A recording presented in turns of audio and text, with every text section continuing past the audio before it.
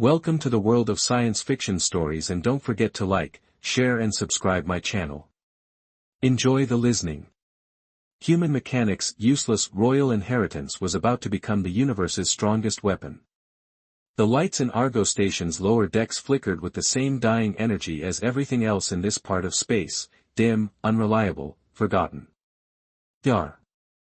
Eli Voss had spent the last few years patching up the kind of people no one else cared about, the ones who lived in the shadows of trade routes and war zones. He had seen more than his fair share of suffering, but nothing had prepared him for what he found that night. It was supposed to be a simple supply run. Eli had wandered into Docking Bay 6 looking for a crate of outdated medical equipment he had bartered for weeks ago. Instead, he found something else, a cage shoved against the far wall, half hidden under a tarp, and inside it, something barely clinging to life.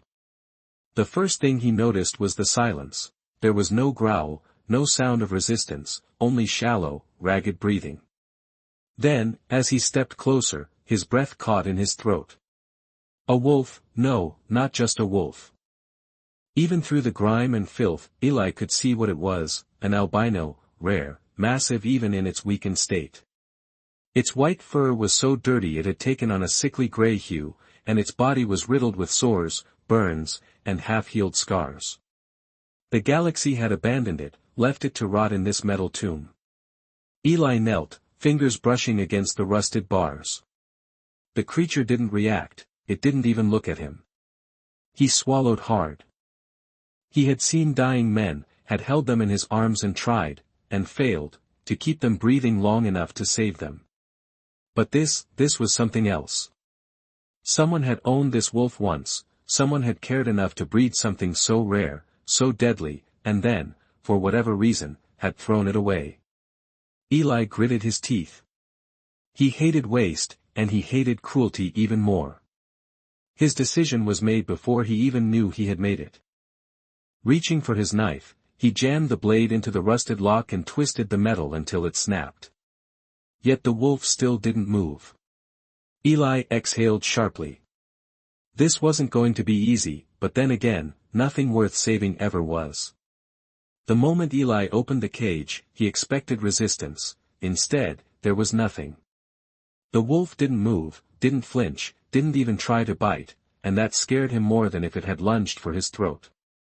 It should have been fighting, should have been defiant, feral, enraged. Instead, it had given up. Eli clenched his jaw and stepped inside the cage, his heart hammering against his ribs. The wolf's breath was shallow, too weak to even lift its head. It had been here for weeks, maybe months. How the hell had it survived this long, he wondered. I don't know who you are, Eli muttered, his voice softer than he intended, but if you're still breathing, then you're not done yet. He crouched beside the animal, reaching out slowly and carefully. He had worked with injured creatures before, had spent time in off-world outposts where cybernetically enhanced war beasts were patched up like soldiers. But this wasn't some modified hunt or a trained enforcer, it was a ghost of something once powerful. His fingers brushed against the wolf's fur, matted and sticky with dried blood. It was burning up its body, locked in fever, with too much weight loss and too many untreated wounds. Eli exhaled, pulling off his coat and wrapping it around the wolf's wasted frame. Come on, big guy, he murmured, I've got you. The moment the wolf tried to lift itself, a weak growl rumbled from its throat, not a threat, not anger, just instinct. You're a fighter, he muttered, shifting his grip. Good, you're going to need that. It took everything he had to haul the wolf into his arms, it should have been heavier. That was what really hit him. It was all bones. Once, this beast had probably stood at his shoulders, powerful and commanding. Now, it felt like a hollowed-out shell. Eli gritted his teeth and forced his legs to move, carrying the creature through the empty corridors of the dockyard. His medbay was half a station away, but he didn't stop, didn't pause, didn't let the weight of exhaustion slow him down, because in his arms wasn't just a dying animal, it was something the galaxy had given up on, and Eli had never been good at letting things die, not when he could still fight, not when there was still a chance. The wolf didn't wake for 2 days. Eli had expected a struggle, he had braced for growls and bites, for desperate instinct-driven resistance. Instead, he got silence. The medbay was quiet except for the occasional beep of a monitor and the hum of an old ventilation unit struggling to cycle the stale air. The wolf lay on a makeshift cot, its massive frame rising and falling with shallow, uneven breaths. Eli sat nearby, arms crossed, watching. He had seen close calls before, soldiers with plasma burns, pilots dragged from wrecked cockpits, mercenaries torn apart by their own greed, but this was a war of attrition. He had cleaned the wolf's wounds, patched the burns, and administered fluids. The infection was bad, but not unbeatable. The real problem was the weight loss, the damage done by months, years, maybe of starvation and neglect. The wolf was barely hanging on. Eli ran a hand through his hair and sighed. "You're a stubborn bastard, aren't you?" The wolf didn't respond. Eli exhaled, rubbing his temples. He needed a win, something, anything, to prove that this wasn't a lost cause. Then, as if sensing the desperation in the air, the wolf twitched. Eli froze. Its breath hitched, its chest rising just a little more deeply. A flicker of movement rippled through its front paw, barely noticeable, but there. Then, with a kind of effort that seemed to cost it everything, the wolf's ice-blue eyes cracked open for a moment. There was nothing but emptiness in its gaze, hazy, fevered confusion, and then, as it slowly focused, its pupils shrank and sharpened on him. Eli didn't move. His heart slammed against his ribs, his instincts screaming at him to be ready. This was it, the moment it would fight. The wolf's ears flicked back, its lips curled into the faintest hint of a growl vibrating from its throat, not a full threat, not yet, but a warning. Eli lifted his hands slowly, keeping his voice calm and easy. "You're safe." The wolf blinked, clearly too weak to do anything about him but still unwilling to let its guard down, and that, at least, was something familiar. Eli huffed, letting the tension ease from his shoulders. "You don't trust me?" "Fair enough, but trust this, if I wanted you dead, you'd be dead." The wolf stared unblinkingly, then, after an agonizing stretch of silence, closed its eyes again. Not out of exhaustion, but in acceptance. Eli let out a breath he hadn't realized he was holding. The fight wasn't over, not even close, but for the first time he had won a round. By the end of the first week, Eli knew one thing for certain: this wolf was the most stubborn damn creature he had ever met. It refused to eat at first, wouldn't even sniff the nutrient-rich food Eli had painstakingly prepared. Pure instinct in the wild meant that sick animals didn't eat, their bodies shut down, waiting for either recovery or death. But Eli wasn't letting this thing die. So, for 3 days it was a battle of willpower. Eli would place the food near the wolf, wait, try again, wait, and every time, the wolf would turn its head away, refusing with a quiet, unreadable defiance. "Really?" Eli muttered one night, dropping into his chair and watching as the wolf, who had already been given every chance to live, chose starvation over trust. The wolf's ears flicked at his voice, but it didn't move. Eli exhaled sharply. "All right, you don't trust me. Fine, I get it. But here's the thing, big guy, you're out of options." He grabbed a small piece of the nutrient-packed meat, slicing it into an easier bite. He didn't move closer, he had learned not to push too hard. Instead, he held it out just within reach. Then he waited, 2 full minutes passed with nothing happening. Then, without a sound, the wolf's nose twitched. Eli didn't react. The wolf's ears twitched next, flicking in subtle agitation, as if some deeply buried hunger was finally waking up. Then, slowly, painfully slowly, the wolf turned its head toward him. Eli barely breathed as the wolf's eyes flicked to his. For the briefest second, he thought it would reject the food again, but then, with a low, reluctant huff, it stretched its neck forward and snatched the piece from his fingers. Eli didn't move or react while the wolf chewed and swallowed. He just watched, because that wasn't just eating, that was giving in, that was choosing to live. And for the first time, Eli let himself believe, really believe, that this wolf was going to make it. He had seen slow recoveries before, but nothing quite like this. The wolf remained nameless, a creature of defiance more than submission, as it healed. It was a war fought in inches, not strides. It still slept most of the time, still refused to acknowledge him except when necessary, but it was eating, and drinking, too, and that was enough. Progress was progress. Eli didn't push, as he never did. It wasn't his way, he knew better than to force trust where it didn't exist. Instead, he let the wolf come to him, or not. Some days, it would barely acknowledge his presence, flicking an ear in irritation when he checked its wounds. Other days, it would watch him in silence, its sharp blue eyes tracking his every move and studying him as much as he was studying it. The real test came on the 13th day. Eli had been working late, fixing up a cracked stim injector for one of the station's less savory clients, when he heard it, a shift in weight, the faintest scrape of claws against metal. He turned just in time to see the wolf move. It wasn't much, just the smallest adjustment, a weak attempt to stand, but after nearly 2 weeks of nothing, it felt like a miracle. Eli dropped his tools, barely breathing, as the wolf braced its front legs against the floor, trembling under the weight of its own body. It was slow and painful, a struggle etched into every muscle, but it was trying. Then, with a sharp exhale, the wolf collapsed again. Eli was at its side in an instant, his hands hovering just above its ribs, not touching. He knew better than that.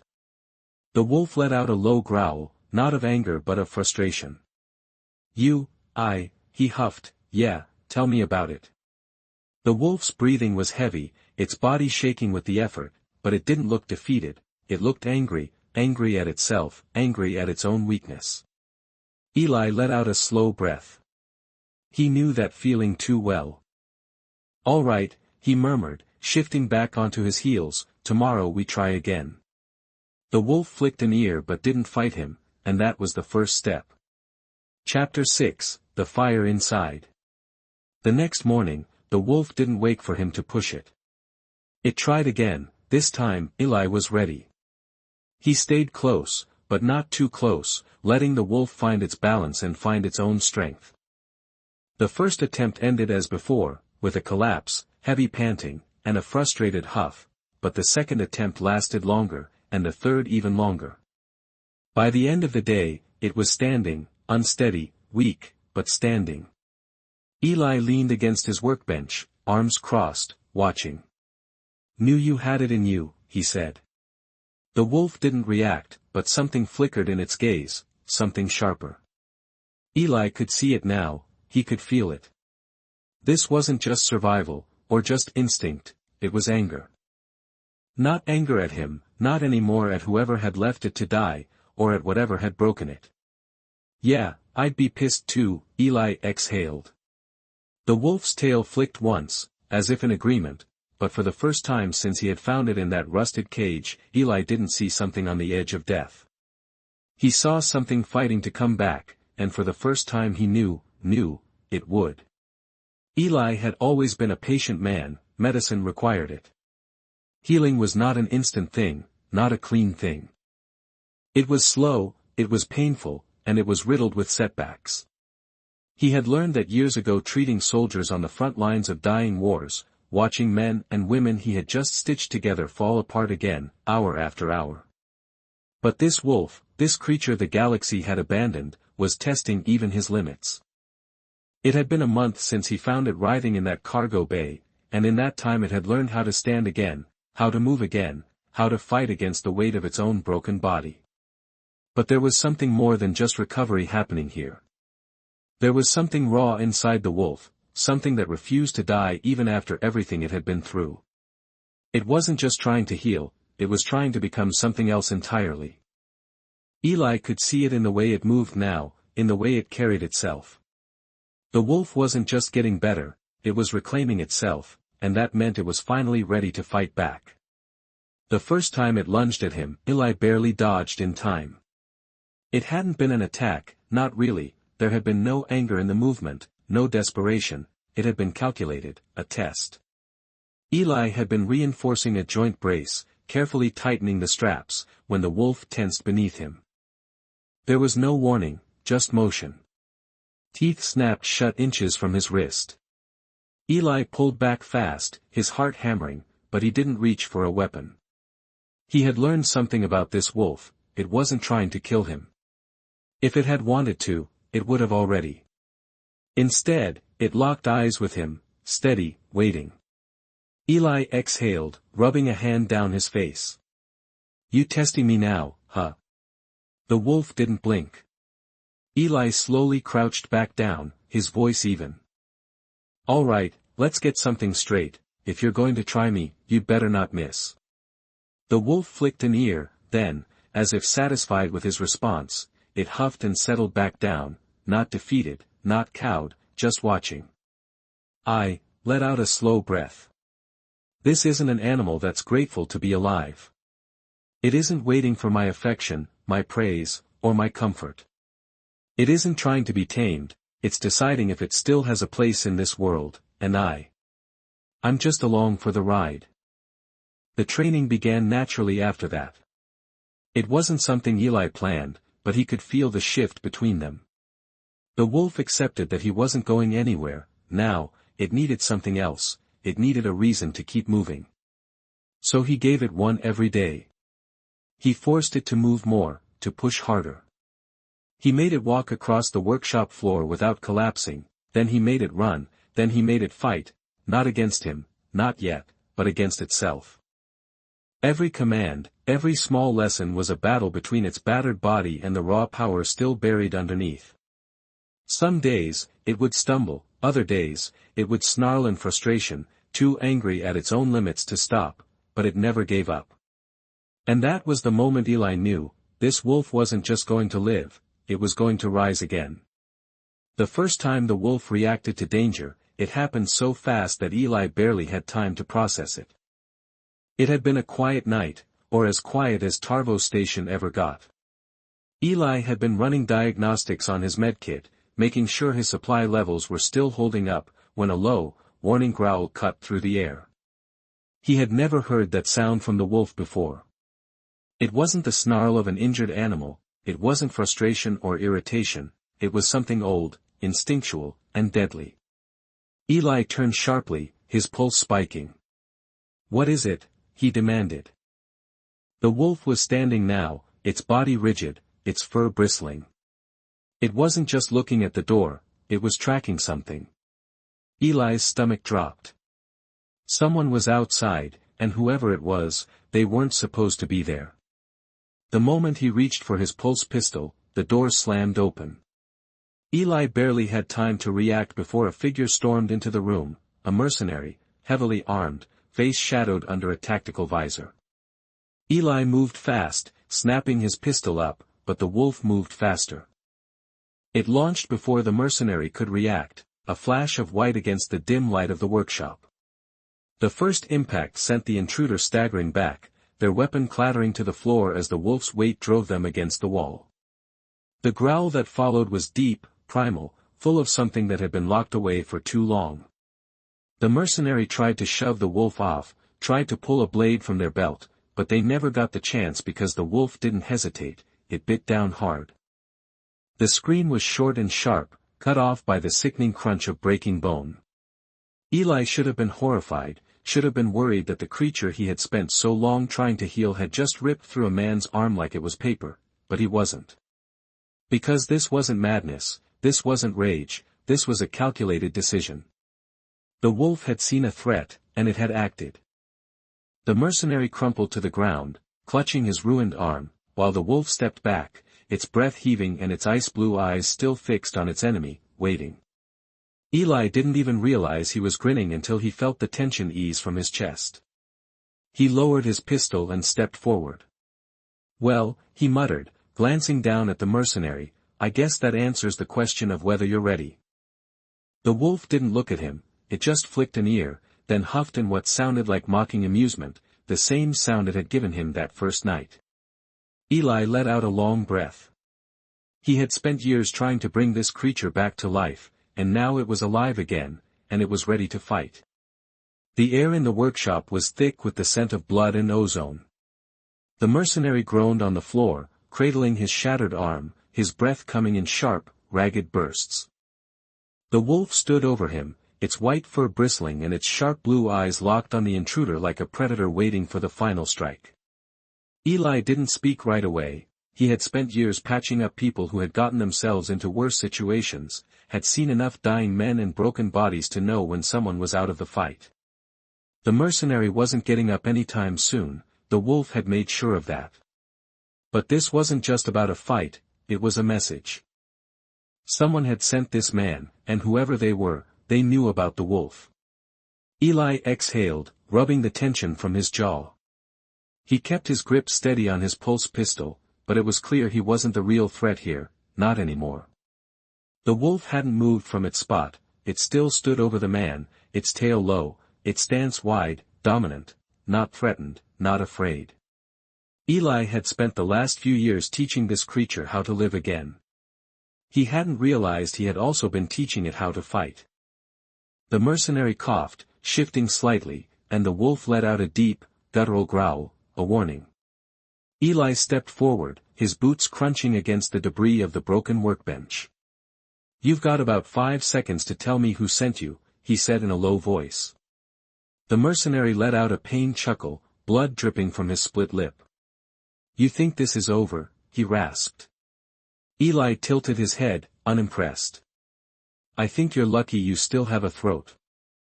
The man's gaze flicked to the wolf, to those sharp teeth that still bared the glint of something ancient and unforgiving in those alien blue eyes. He swallowed hard. Eli crouched beside him, keeping his tone casual. "I'm a medic," he said. "That means I can fix people up, or I can watch them bleed out. Right now, I don't feel particularly inclined to help you. So let's try this again. Who sent you?" The mercenary hesitated, then, after a moment, spat out a single name, Rose. Eli's stomach went cold. Of course it was him. Rose was one of the worst kinds of men in the galaxy, a trafficker, a collector of rare and exotic creatures, a man who saw life as nothing more than something to be bought, broken, and sold. And now he wanted the wolf. Eli exhaled slowly, forcing himself to keep his anger in check. The wolf had gone still, its ears twitching as if it somehow recognized the name. Eli wasn't surprised, it had been owned once before, caged, tortured, abandoned. Maybe Rose had been the one to do it. If that was true, then this was personal. Eli stood up, pressing a boot against the mercenary's shoulder and shoving him flat onto his back. "Here's what you're going to do," he said. "You're going to crawl out of here and tell Rose that the wolf is dead. You tell him there's nothing left for him to take. Do you understand me?" The mercenary's lips twisted in something between anger and pain, but he nodded, he had no choice. Eli glanced down at the wolf, which was still watching and still listening. "Let him go," he murmured for a long moment. The wolf didn't move, then, with slow, deliberate control, it stepped back, not because it was afraid, but because it had already won. The mercenary staggered to his feet and stumbled toward the exit, not daring to turn his back fully as he disappeared into the shadows. Eli let out a breath. His heart was still hammering, his mind racing ahead. This wasn't over, not by a long shot. Rose wouldn't stop, he would send more men, he would hunt for the wolf, for Eli, for both of them. And if they wanted to survive, they were going to have to kill the past once and for all. That night, as they left the station, Eli knew there was no other choice. The wolf had healed, it was strong now, faster, more dangerous than it had ever been. But if Rose came in force, there would be no avoiding a fight. So they didn't wait for one. Eli had an old freighter, nothing fancy, but it flew, and it was enough. The wolf sat in the co-pilot's seat as they tore through the blackness of space, silent as always but watching, knowing what was coming. Eli set the course for Rosa's last known hideout. Not to run, but to end it. The docking alarms blared as they landed on the distant moon of Ketra, a barren, lawless wasteland where Rose had built his empire. He walked down the ramp, his pulse pistol strapped to his hip and his medkit slung over one shoulder. The wolf followed at his side, no leash, no restraint, just a presence that sent a ripple of unease through the mercenaries standing guard. They weren't used to seeing something like this, something that wasn't tamed, wasn't owned. Rose was waiting inside. He was a tall man, well-dressed, with too much confidence for someone about to die. He smirked as Eli approached, arms spread. "Ah, Dr. Boss, I've heard you've been taking care of something that belongs to me." Eli didn't slow down. "That's where you're wrong." Rose raised an eyebrow. Oh, the wolf moved before Eli did. It was silent, no warning, no hesitation, just white fur and death. It crashed into Rose, knocking him off his feet and pinning him to the cold floor. For the first time, the collector became the collected. Rose gasped, his hands trembling as he reached for a hidden blade, but the wolf's jaws were already at his throat. Eli crouched beside them, his voice steady. "You left it for dead, and now it gets to decide what happens next." Rosa's lips parted, trying to beg, but it was already too late. The wolf didn't hesitate, it had been broken, it had been left to rot, and now it was finally whole again. By the time Eli walked out of Rosa's fortress, the guards had already disappeared. No one wanted to fight a creature that had earned its place back in the world. Eli looked down at the wolf as they stepped onto the ship, the engines rumbling beneath their feet. "You good?" he asked. The wolf huffed, brushing against his leg. Eli smiled. "Yeah, me too." They didn't look back as they left Ketra behind, disappearing into the endless stretch of stars. The past was gone, and for the first time in years, they were free.